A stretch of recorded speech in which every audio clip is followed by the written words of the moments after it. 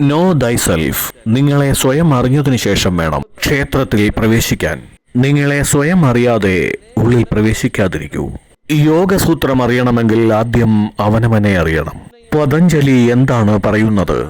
തഥാ ദൃഷ്ടു സ്വരൂപേവ സ്ഥാനം. ഈ യോഗ നിങ്ങളിൽ ലയിക്കുമ്പോൾ നിങ്ങൾക്ക് സമ്മാനമായി എന്താണ് ലഭിക്കുന്നത്? നിങ്ങൾ സ്വയം തിരിച്ചറിയുന്നു. സ്വരൂപേ അവസ്ഥാനം.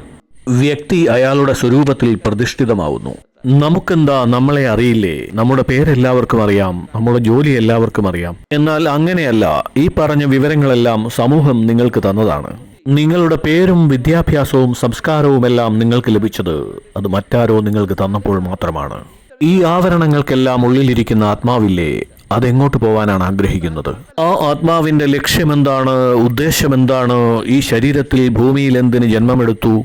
ഇതൊന്നും മനസ്സിലാക്കാത്തിടത്തോളം കാലം ജീവിതയാത്രകളെല്ലാം അപൂർണമാണ്. വിശപ്പും ദാഹവും തൃഷ്ണയുമെല്ലാം അടിക്കടി വർദ്ധിച്ചു വരുന്നു. ഇവയെല്ലാം നിർലോഭം ലഭിച്ചതിനു ശേഷം നമുക്ക് തോന്നുന്നു ജീവിതം ശൂന്യമാണെന്ന്, ഒന്നും ലഭിച്ചില്ലെന്ന്.